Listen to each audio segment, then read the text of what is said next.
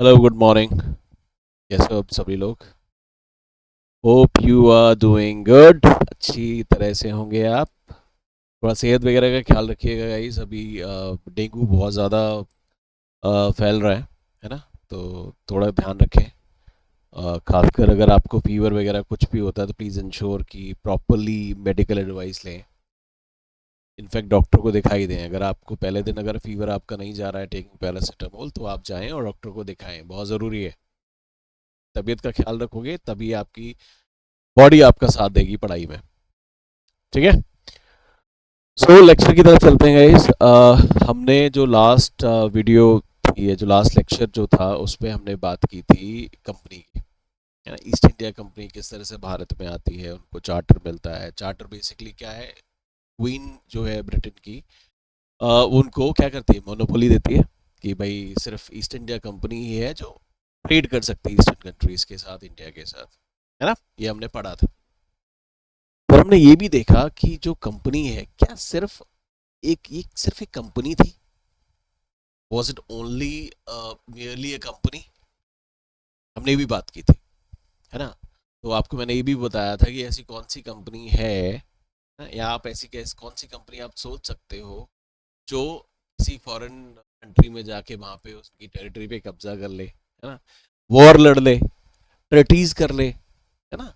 तो ये बेसिकली सिर्फ और सिर्फ एक कंपनी नहीं थी, ये सिर्फ ट्रेडर्स नहीं थे, है ना? तो ईस्ट इंडिया कंपनी जब हमारे यहाँ इंडिया में आई थी तो ट्रेडर्स बन के आए थे। वो ट्रेडर्स बेसिकली सिर्फ ट्रेडर्स नहीं। उस टाइम पे यूरोप में एक पॉलिसी चल रही थी इंपीरियलिज्म की, और वो जो कंपनी ईस्ट इंडिया कंपनी थी, ये काइंड ऑफ अ पार्ट थी उस पॉलिसी का। समझ आ रहा है?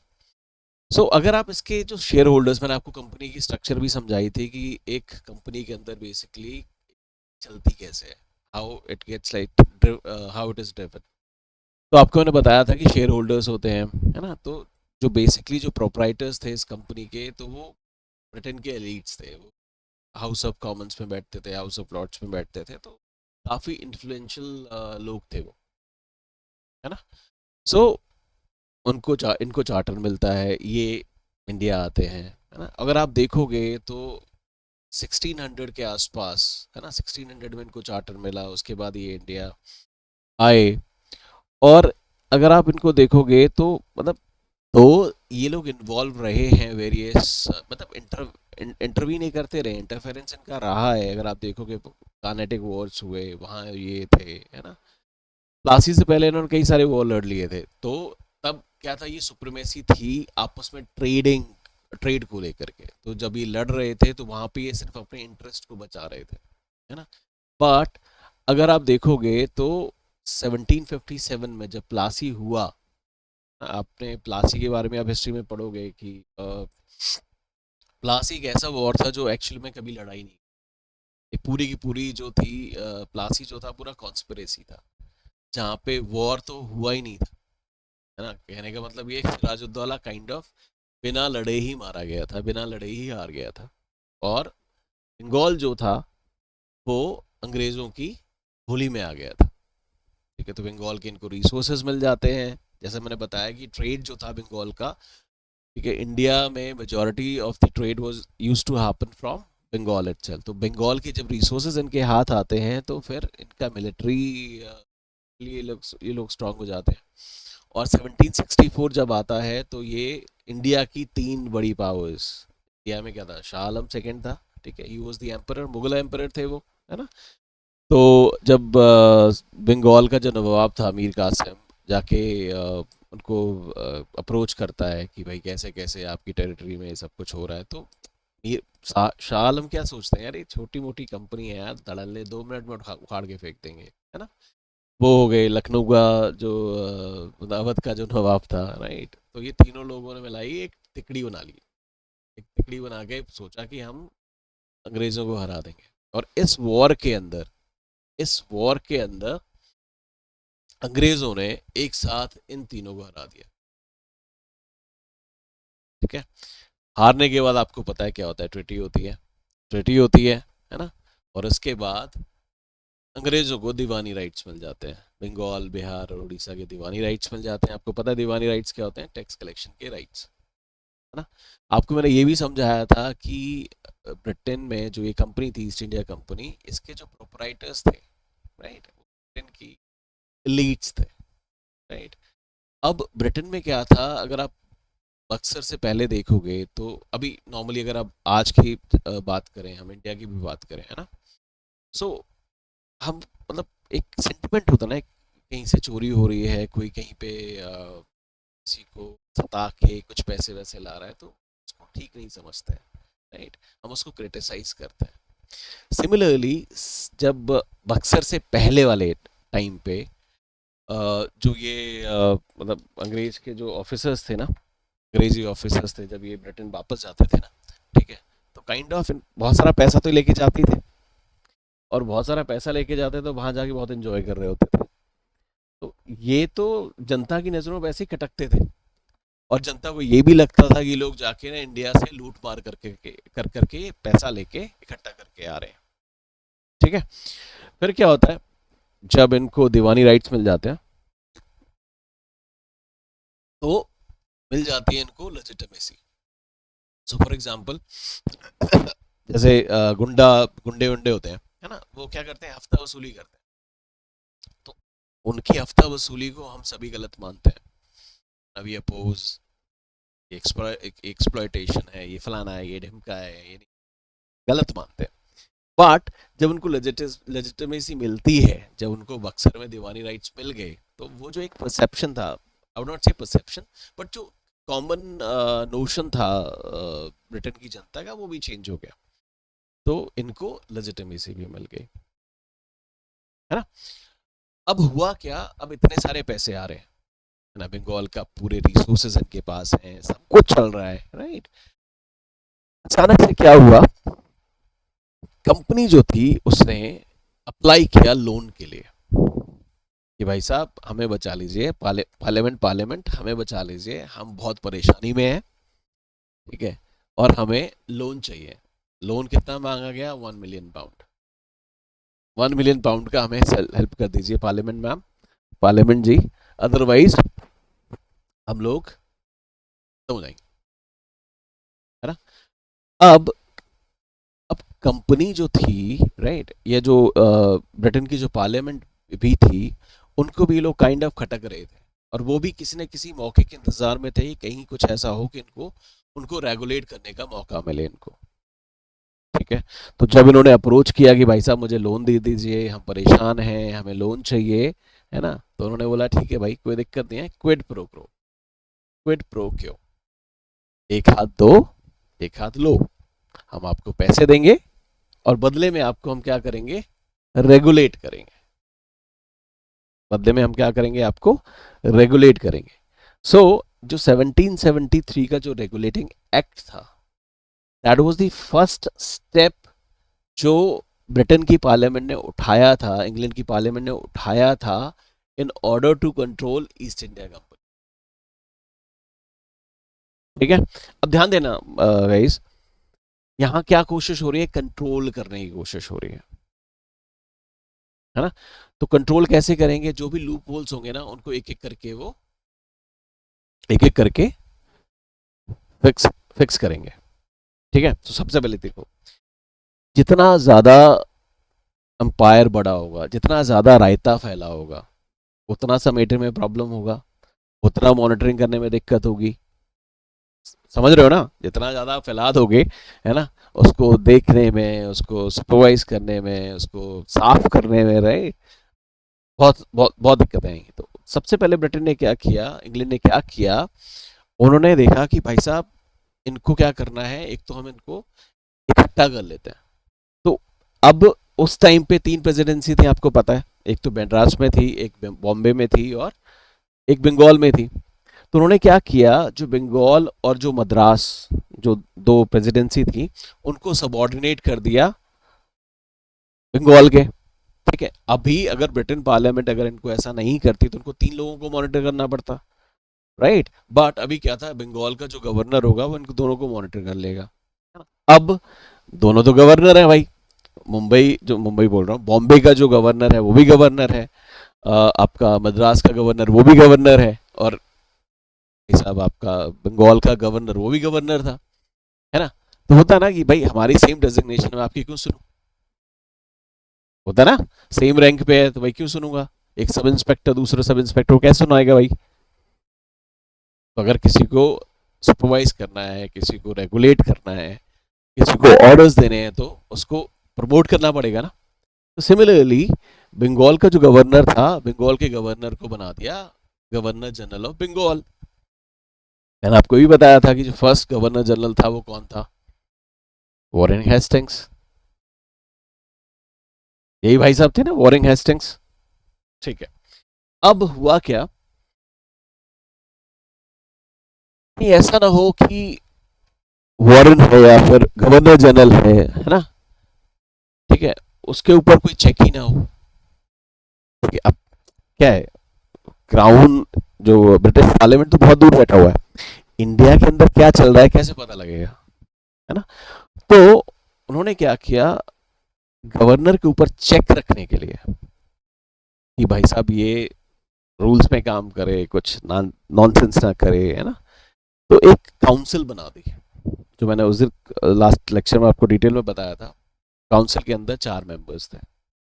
नाउ एक चीज ध्यान रखो गाइस, ये कॉमन अंडरस्टैंडिंग एक तरह से हो गई थी कि कंपनी में बहुत ज्यादा करप्शन है ना, कंपनी में बहुत ज्यादा करप्शन है, ईमानदार लोग ना के बराबर हैं, ऐसा कुछ परसेप्शन था। इनफैक्ट जब इन्होंने लोन मांगा इतने सारे पैसों के बावजूद, तो अगर आप थोड़ा सा और अगर देखोगे, थोड़ा डीपली जाओगे, तो वहां पे उस टाइम पे ना वॉर्स भी बहुत सारे लड़ रहे थे, बहुत सारे वॉर्स लड़ रहे थे। ठीक है, अब होता ना कि स्टार्टिंग में कहते ना कि एक तरह का बुलबुला था, जो पैसे इनको बंगाल से मिले, है ना, वो एक काइंड ऑफ बुलबुला टाइप ही था, थोड़े टाइम के लिए इनको दिखे, देन इट एक्चुअली वैनिश्ड। ये सही बात है कि करप्शन भी था, but at the same time इनके वॉर भी हो रहे थे, समझ आ रहा है। सो अब उनकी एक कॉमन जो जो जो वो सोच रहे थे इंग्लैंड में लोग, है ना, कि ये लोग तो भाई करप्ट लोग हैं, चोर हैं, है ना। तो जो आएगा, है ना, जो भी आएगा उसके दिमाग में यही रहेगा ना, ये चोर है। जो भी ये करना चाहेगा इसकी इंटेंशन हमेशा ही खराब होगी, इसकी इंटेंशन हमेशा ही करप्ट होगी, है ना। तो वॉरेन हेस्टिंग्स के लिए जो काउंसिल बनाई गई थी वो 4 मेंबर्ड काउंसिल थी, जो इंग्लैंड से आई थी, है ना। उसमें से जो 3 मेंबर्स थे वो हमेशा ही वॉरेन के अगेंस्ट ही होते थे, मतलब किसी भी मैटर पे। होता है ना, अभी आजकल के ज़माने में, आजकल देखो ना क्या होता है, मोदी जी बोलते हैं, अगर मतलब I shouldn't be like politically that way, but government ये कहते हैं कि नहीं भाई साहब एक काम करते हैं, कल से ना हम क्या करते हैं, मतलब व्हाट यू कॉल दैट, ये रात है, राइट। तो अपोजिशन बोलेगी रात नहीं भाई सब दिन है, मतलब हर चीज को अपोज करना उनको, अपने फैक्ट्स पे नहीं जाएंगे, फिगर्स पे नहीं जाएंगे, कुछ नहीं करने का उनको, कुछ भी नहीं देखने हैं, उसकी मेरिट्स पे जाना ही नहीं है, सिंपल सा। ये वारन है, गवर्नर जनरल ने किया है, इसकी इंटेंशन ठीक नहीं है, ये हम इसको सपोर्ट नहीं करने के, ठीक है। तो ये काउंसिल है। अब ये चीजें ना डिफेक्ट्स में आ जाएंगी, समझ आ रहा है यहां तक, ठीक है। इसके साथ ही सेक्ट में एक चीज और हुई, सुप्रीम कोर्ट जो थी कलकत्ता में, सुप्रीम कोर्ट एक एस्टैब्लिश हो गई, वहां पे एक आपका चीफ जस्टिस था और 3 आपके जजेस थे, ठीक, एडिशनल जजेस थे। अब हुआ क्या, अब आपने 2 पावर के सेंटर बना दिए, एक एग्जीक्यूटिव काउंसिल है, ठीक है, एक एग्जीक्यूटिव काउंसिल है और एक सुप्रीम कोर्ट है। आपने दोनों को नहीं बताया कि आपकी लिमिट क्या है, ठीक है। अब आपकी लिमिट क्या है, दोनों में से किसी को नहीं पता है ना। अब सुप्रीम कोर्ट के लिए चीजें क्या थी, ब्लैक एंड व्हाइट, भाई ये कानून के हिसाब से हो रहा है, ये नहीं कानून के हिसाब से हो रहा है। अब टसल होना स्टार्ट हो गया, काइंड ऑफ, मतलब लड़ाई सी चलने लगी, कोल्ड वॉर टाइप हो गया, ठीक है, आपकी गवर्नर जनरल की काउंसिल में और सुप्रीम कोर्ट में। बहुत सारी जगह पे टसल देखने को मिला, बहुत फ्रिक्शन हो रहा था, है ना, क्योंकि वहाँ पे ये जुरिस्डिक्शन ही डिफाइन नहीं हो पा रही थी कि भाई आपका क्या है और हमारा क्या है, मतलब सुप्रीम कोर्ट क्या करेगा और गवर्नर जनरल काउंसिल क्या करेगा, मतलब उनमें उनका जुरिस्डिक्शन डिफाइन नहीं था, चैलेंज था। ठीक है।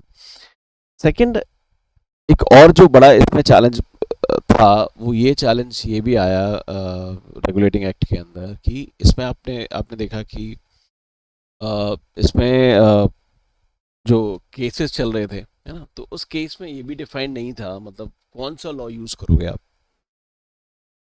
कौन सा लॉ यूज करोगे आप, हिंदू लॉ यूज होगा, है ना, मुस्लिम लॉ यूज होगा। ठीक है। तो क्या कर रहे थे, ये इंग्लिश लॉ ट्राई कर रहे थे। ठीक है। तो इन्होंने रेस्पेक्टिव कि सामने वाला हिंदू है मुसलमान है, तो क्या कर रहे थे, इंग्लिश लॉ ट्राई कर रहे थे। ठीक है। अब जब इंग्लिश लॉ ट्राई कर रहे थे, अब इंडिया और मतलब इंग्लैंड के अंदर एक बहुत ही बेसिक डिफरेंस था, बहुत बेसिक डिफरेंस था, बहुत बेसिक डिफरेंस था। डिफरेंस इतना था, अगर आप देखोगे इंडिया के अंदर जो भी रिवोल्यूशन हुए या जो भी स्ट्रगल ऑफ इंडिपेंडेंस आप जिसको बोलते हो, या फिर जहाँ पे भी क्रांति टाइप हुआ, जहाँ पे भी विद्रोह हुआ, ठीक है, हमें दो चीजें बहुत प्यारी हैं। पहला, एक तो हमारा रिलीजन, दूसरा हमारी प्रॉपर्टी। ठीक है। तो हमारी जो इकोनॉमी है अग्रेरियन इकोनॉमी, और आज भी हम क्या कहते हैं भाई, जो मतलब खेती होती है ना, जो हम खेती करते हैं, एग्रीकल्चरल लैंड जो होती है ना, हम उसको कहते हैं ये हमारी माता है। मतलब ये प्रॉपर्टी को बेचना, खासकर खेती बाड़ी को बेचना, हम समझते हैं कि मतलब एक तरह से अपनी माँ को बेचने के बराबर होता है। सो हम लोग किसान जो लोग होते हैं, या जिस जो भी जिनका बैकग्राउंड खेती का होगा, वो समझते हैं कि खेती उनकी माँ के बराबर होती है। तो दैट्स हाउ इट इज। सो एक तो हमें हम बहुत इमोशनल होते हैं। सेकेंडली, हम नहीं चाहते हमारे रिलीजन के अंदर कोई भी किसी तरह का इंटरवेंशन आए, किसी का इंटरफेरेंस हमें नहीं चाहिए। अगर आप देखोगे तो 1857 में जो हमारा रिवॉल्ट स्टार्ट हुआ था, मतलब कहने का मतलब ये है कि जब आग कहते हैं चिंगारी कहाँ से उठी थी, तो यू रिमेम्बर मंगल पांडे, है ना, तो वहाँ क्या था, मंगल पांडे उस टाइम पे क्या लग रहा था कि भाई इनको चर्बी लगे कारतूस जो है, जो मुंह से खोलने पड़ते, जो एनफील्ड राइफल जो नई नई आई थी उस टाइम पे, उसके जो कारतूस थे, कार्ट्रिजेस थे, इनको मुंह से खोलने पड़ते थे, है ना। और कहीं से ये चीज़ फैल गई थी कि ये जो कारतूस हैं, जो कार्ट्रिजेस हैं, इसके अंदर इनके मुंह पे जो चर्बी लगी हुई है, वो एक तो सुअर की चर्बी लगी हुई है, और किसी गाय मतलब गाय की चर्बी लगी हुई है, और ये दोनों के अगेंस्ट था, हिंदूज के भी अगेंस्ट था और मुस्लिम के भी अगेंस्ट था। ठीक है, उनके रिलीजन के अगेंस्ट था। तो दैट इज वन। दूसरी चीज गाइस ये थी कि जब ये इंग्लिश लॉ ट्राई कर रहे थे ना, तो हमारे सेंटिमेंट्स का, जैसे मैंने आपको बताया, दो चीज़ें हमें बहुत ज़्यादा प्यारी होती हैं, हमारी सेंटिमेंट्स का ध्यान नहीं रख रहे थे। ये बहुत सारे ऐसे डिसीजन हुए हैं जहाँ पे इन्होंने मतलब दे दिया। ठीक है, दैट इज वन। सो एक वहाँ पे डिसकंटेंट था, और उस टाइम पे कोर्ट ने कुछ ऐसे फैसले किए जो कि बहुत ही डिस्टर्बिंग थे। ठीक है। इनमें से एक फैसला जो था वो राजा नंद कुमार, है ना, अगर आप थोड़ी सी अगर क्यूरियोसिटी है तो आप पढ़ेंगे राजा नंद कुमार के बारे में, जो कि बंगाल में एक हुगली जो है जगह है, बंगाल में हुगली उस टाइम पे के वहाँ के नवाब हुआ करते थे, है ना, हुगली के। ठीक है। तो और जो शाह आलम था, उन्होंने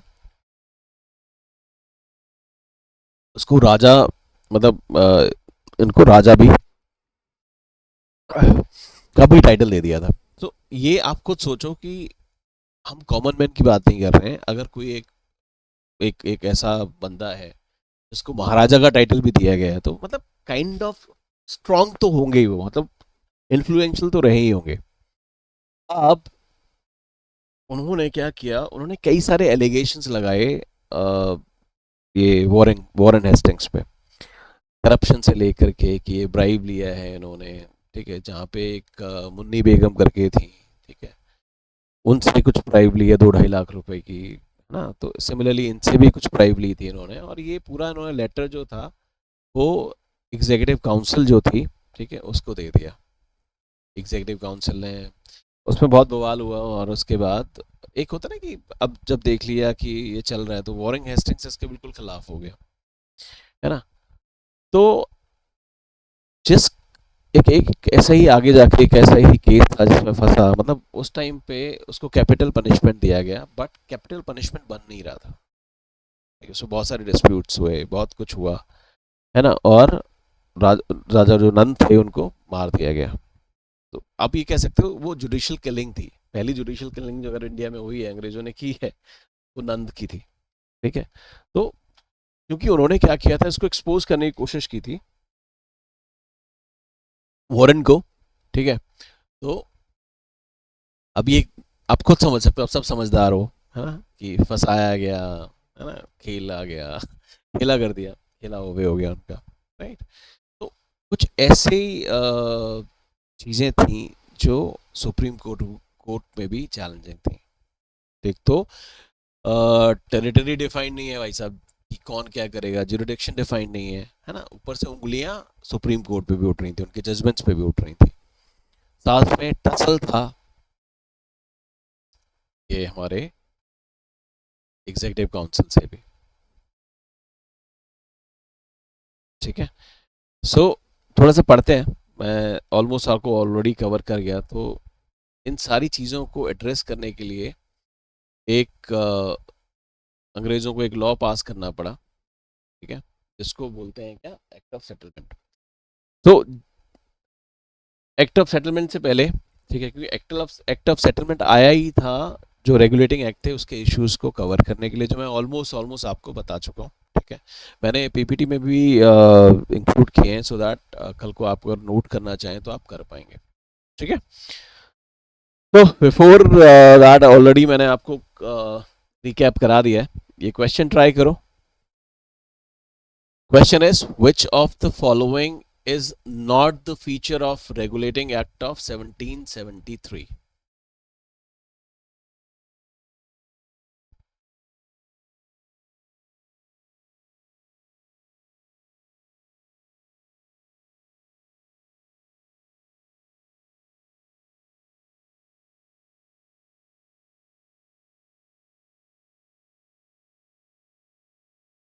Which of the following is not the feature of Regulating Act of 1773? पढ़िए, बताइए। It provided for the establishment of Supreme Court at Calcutta. Calcutta में क्या हुआ था, सुप्रीम कोर्ट की स्थापना हुई थी 1774 के अंदर। ये रेगुलेटिंग एक्ट 1773 से हुआ था, ठीक है। एग्जीक्यूटिव काउंसिल क्रिएट हुई थी गवर्नर ऑफ बंगाल जो था, ठीक है, उसके लिए। फिर by this act governor of Bombay and Madras जो थे वो सबॉर्डिनेट हो गए थे गवर्नर जनरल ऑफ बंगाल के, है ना। और it established a board of control for managing political affairs को मैनेज करने के लिए, पॉलिटिकल चीज़ों को मैनेज करने के लिए एक नए बोर्ड का गठन किया गया था, जिसको बोर्ड ऑफ कंट्रोल बोलते हैं। बताइए सर, क्या आंसर है?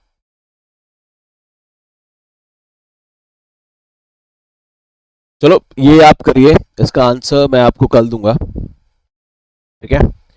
आपको मैं इसका आंसर कल दूंगा, और आप मुझे इस कमेंट सेक्शन में बता सकते हैं कि किसका आंसर क्या है। आप मुझे, अभी मैं आपको अपना टेलीग्राम का लिंक भी दे दूंगा, सो आप चैनल पे भी डाल सकते हैं, चैनल को ज्वाइन कर सकते हैं, और आप मुझे टेलीग्राम पे भी डाल सकते हैं कि इसका आंसर क्या है ना। सो इससे पहले आगे बढ़ते हैं और हम बात करते हैं डिफेक्ट्स की। सो पहला चीज जो मैंने अभी बताया था आपको, ऑलरेडी मैं एक्सप्लेन कर चुका हूँ कि ये जो एक्ट थी, है ना, 1773 की जो एक्ट थी, this act actually did not specify, इसने स्पेसिफाई नहीं किया।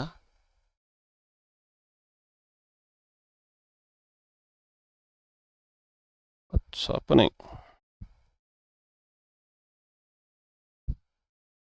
इसने स्पेसिफाई नहीं किया कि किसकी अथॉरिटी जो है फाइनल रहेगी अगर कोई डिस्प्यूट खड़ा होता है तो। ठीक है, मैंने बताया था ना, ये टेरिटरी डिफाइन नहीं करी भाई साहब कि कोर्ट ऊपर है या फिर वॉर्निंग हेस्टिंग्स की काउंसिल ऊपर है, तो इन दोनों के बीच में यहाँ पे कुछ क्लैरिटी नहीं था। That was one. ऑलरेडी आपको एक्सप्लेन कर चुका हूँ जब मैं आपको ब्रीफ कर रहा था। ठीक है, तो क्लैरिटी नहीं थी, टेसल हो रहा था, फ्रिक्शन था इनके बीच में। ठीक है, अगेन मैंने अभी आपको बताया कोई जो एक्ट थी इसने स्पेसिफाई नहीं करा कि भाई साहब जब केसेस लड़े जाएंगे, जो केसेस ट्राई होंगे, उन केस में लॉ कौन सा लगाओगे भाई साहब आप, है ना। ठीक है, तो वहाँ पे क्या होने लगा, इंग्लिश लॉज लगने लगे। ठीक है, जो कि इंडियंस को पसंद नहीं होने लगा कि ये इनका इंटरफेरेंस है भाई साहब रिलीजन में, अंग्रेज इंटरफेयर करने की कोशिश कर रहे हैं। ठीक है, अगला था, अब यहाँ एक चीज़ बहुत इंपॉर्टेंट है। अब ये जो काउंसिल बनाई गई थी, मैं जरा एक नई स्लाइड ले लेता हूँ, विच इज आपको समझने की थोड़ी सी कोशिश करनी पड़ेगी यहाँ पे, और ये बहुत बड़ा प्रॉब्लम था। ठीक है, मैंने आपको बताया था अभी, जो काउंसिल थी इसकी गवर्नर जनरल की, उसका क्या है, वो ये सोच के ही आए थे कि भाई साहब जो वॉरेन है ना वो करप्ट है, ही इज करप्ट। ठीक है, का इंटेंशन ही खत्म मतलब गड़बड़ है, इंटेंशन ही खराब है ना। जब उसकी इंटेंशन ही खराब है तो वो डिसीजन जो भी वो लेने की कोशिश करेगा वो हमेशा ही खराब होंगे, गलत होंगे। तो जो काउंसिल थी, इसमें काउंसिल में 4 मेंबर्स थे, आपको पता ही है। इन चारों मेंबर्स के बाद इनमें क्या था कि अब ये डिसीजन जो होगा वो होगा मेजोरिटी के साथ। तो अब 3 मेंबर जो इस काउंसिल के थे वो हमेशा ही, जैसे आजकल अपोजिशन का हिसाब किताब है, वैसे ही 3 मेंबर्स थे। ठीक है, भले ही कुछ भी लिख दो तुम पेपर में, इन्होंने आपको अपोज करना ही था, ये वॉरेन के साथ जाते ही नहीं थे। तो मोस्टली होता क्या था, अब वॉरेन को लगा के हो गए 4+1, 5 बंदे हो गए। अब ये 3 हमेशा अगेंस्ट है, जब 3 अगेंस्ट है, अब हो क्या रहा था, 3/2 बन गया। ठीक है, तो वॉरेन के डिसीजंस जो थे, जो काउंसिल के डिसीजंस थे, ठीक है, वो हमेशा ही, ठीक है, अब काउंसिल डिसीजंस ले रही है जहाँ पे वॉरेन का से है, नहीं भी हो सकता है, पॉसिबल है। ठीक है, वॉरेन अगर किसी चीज़ को बोले कि नहीं जी ऐसे नहीं करना है, या फिर ये गलत है, या फिर ऐसे नहीं होना चाहिए, बट स्टिल अगर काउंसिल ने बोल दिया है कि ऐसे ही होना चाहिए, तो वॉरेन कुछ नहीं कर सकता था। बट जो ये डिसीजन ले रहे हैं ये लोग, उसकी रिस्पॉन्सिबिलिटी किस पे थी, वॉरेन पे।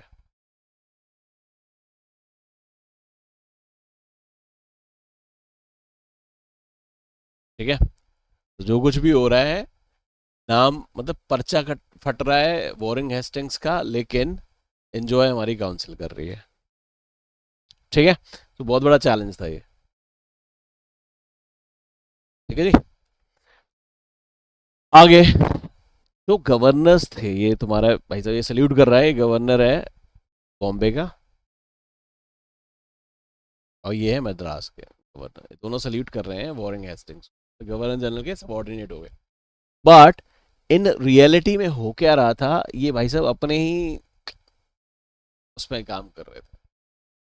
ठीक है, कई बार होता है ना, जो नया नया बंदा प्रमोट होता है तो उसके जो सबॉर्डिनेट्स जो बन जाते हैं, जो टीम बन जाती है, वो उसको कभी बेचारे को घास ही नहीं डालते, उसको लगता है ये तो हमारे बीच का ही था, हम पे हमें बताएगा क्या करना है, इसको तो खुद कुछ नहीं आता है, हमसे बोल रहा है ऐसे करने के लिए, है ना। तो सिमिलरली वॉरेन के साथ भी था। तो बॉम्बे के जो ये गवर्नर्स थे, मद्रास के गवर्नर्स थे, वो एक्चुअल में भाई ऑन पेपर सबॉर्डिनेट है, बट एक्चुअल में क्या कर रहे थे, वो अपने आप ही डिसीजंस ले रहे थे। और डिसीजंस लेने के बाद क्या क्या बोल रहे थे कि भाई साहब देखो मैटर बहुत अर्जेंट था, इंपॉर्टेंट था, ठीक है, और डिसीजन को हम डिले नहीं कर सकते थे, इस वजह से हमें ये डिसीजन लेना पड़ा। आज आज जैसा हिसाब किताब तब तो था नहीं भाई, ईमेल तो थी नहीं, डॉक्यूमेंट भेज दिया, फोन नहीं था, कुछ भी नहीं था, राइट। तो उस टाइम पे भाई ये डिसीजन ले लेते थे, बोलते थे देखो सर थोड़ा सा इंपॉर्टेंट था, डिसीजन ले लेते, अगर देर करते डिसीजन लेने में तो फिर प्रॉब्लम हो जाती। ठीक है जी, सो ये डिसीजंस ले लेते थे, तो एक ये प्रॉब्लम भी थी इनकी। अब सुप्रीम कोर्ट जो था, ये हमने यहाँ तक प्रॉब्लम्स पढ़ ली, प्रॉब्लम्स मैंने आपको ऑलरेडी बता दिया था। अब जो जो एक्ट आया, एक्ट ऑफ सेटलमेंट जिसको हम बोलते हैं 1781, जो आया फिक्स करने के लिए आया, जो भी इश्यूज थे उनको उसने फिक्स करना था। तो पहला तो ही था सुप्रीम कोर्ट और इसका टसल था, है ना। अब इसने क्या चेंज किया, ध्यान दो गाइस, यहाँ इसने चेंज कर दिया कि जो सर्वेंट है ना कंपनी के, जो कि पहले कोर्ट की ज्यूरिसडिक्शन में आते थे, कंपनी के सर्वेंट थे पहले, जो कंपनी के सर्वेंट जो थे, जो ज्यूरिसडिक्शन में आते थे सुप्रीम कोर्ट के, इस एक्ट ऑफ 71 के, एक 1781 के थ्रू उनको एग्जेम्प्ट कर दिया from the jurisdiction of supreme court. मतलब सुप्रीम कोर्ट का लॉ उन पे नहीं चलेगा, जो भी सर्वेंट्स हैं कंपनी के। एक तो ये चेंज किया, पहला। दूसरा, कोर्ट की जो ज्यूरिसडिक्शन है उसका, उसको लिमिटेड कर दिया सिर्फ कैलकाटा, कैलकाटा तक, कि सिर्फ कैलकाटा तक ही इसकी सुप्रीम कोर्ट की ज्यूरिसडिक्शन रहेगी। अब एक चीज ध्यान रखना गाइस, सुप्रीम कोर्ट है, इसकी ज्यूरिसडिक्शन रहेगी सिर्फ कैलकाटा तक। तो मैं आगे अभी है वो। अब मुझे एक बात बताओ, फॉर एग्जाम्पल कोई लोअर कोर्ट है, उसको अपील करना है, तो अपील करने के लिए अब क्या हो गया, सुप्रीम कोर्ट की ज्यूरिसडिक्शन तो रही नहीं ना। तो ये जो अपील करेगा नीचे लोअर कोर्ट, अब कहाँ जाएगा अपील करने के लिए, एग्जीक्यूटिव काउंसिल। दैट मीन्स जो पहले इसके ज्यूरिसडिक्शन दोनों थे, ठीक है, अब अपील जो थी इससे ले ली गई है। अब भाई साहब आप अपील यहाँ नहीं कर सकता, ठीक है। आ गया अपील,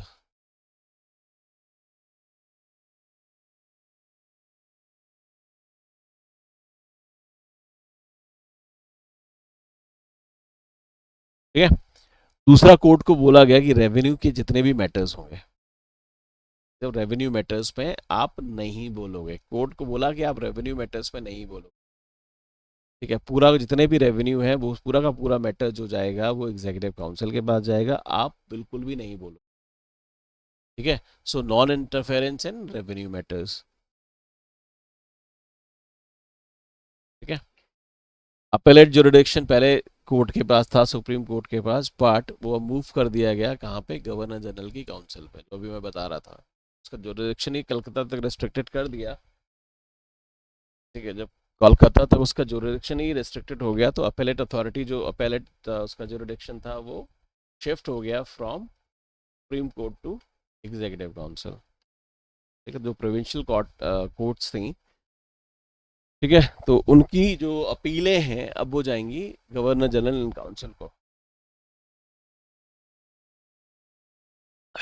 ठीक है सर, समझ आ रहा है, ठीक है जी।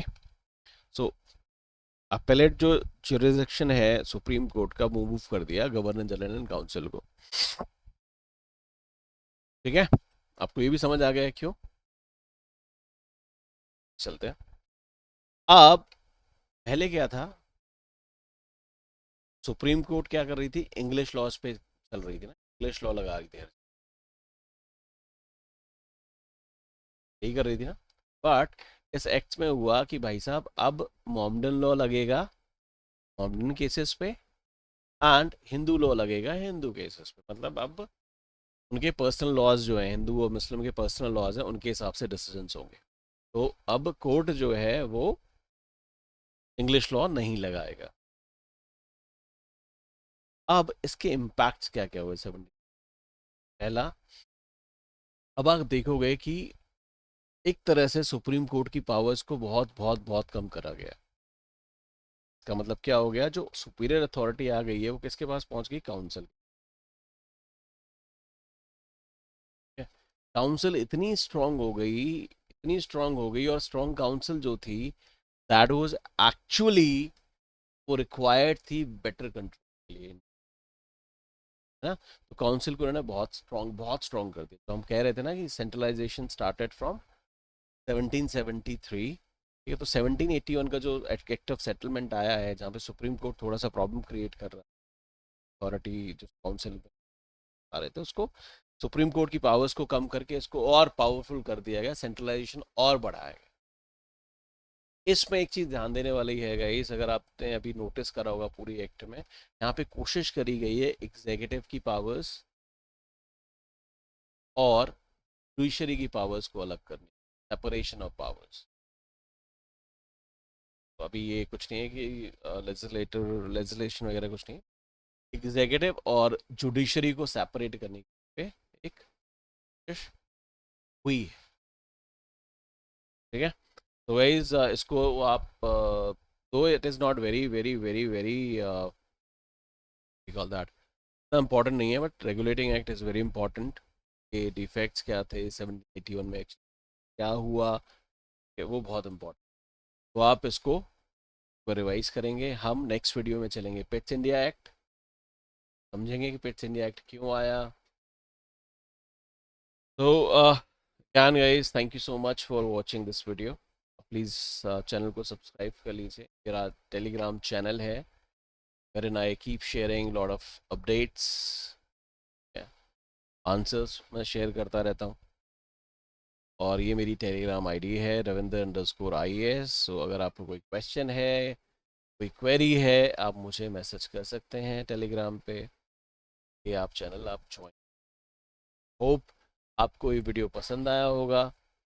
प्लीज़ चैनल को सब्सक्राइब कर लें सो दैट आप अपडेटेड रहें, क्योंकि ये लेक्चर जो पॉलिटी का है, हम ये पूरा का पूरा कवर करेंगे और कॉम्प्रिहेंसिवली। जैसे आपने देखा होगा कि हमने रेगुलेटिंग एक्ट से लेकर के अभी जो हमने एक्ट ऑफ सेटलमेंट भी किया है। और आप अभी बेसिकली अगर आप देखोगे तो एक्ट ऑफ सेटलमेंट जो है आपको बेसिकली बुक्स के अंदर नहीं मिलता, लक्ष्मीकांत में दो तीन लाइनें दे रखी। ठीक है, तो एक और बहुत कॉमन सा कंफ्यूजन है, एक ट्रेंड चल रहा है कि आप अगर लक्ष्मीकांत पढ़ लोगे तो लक्ष्मीकांत से बाहर कुछ नहीं। तो गाइस, लक्ष्मीकांत जो है that is a book, that is not the book possible sir.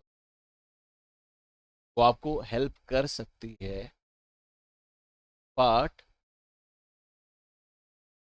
वही एक सिर्फ उसी को पढ़ के आपका, अगर आप ये सोचते हैं सब कुछ तो ऐसा आपको कॉम्प्रिहेंसिवली पढ़ना ही पड़ेगा।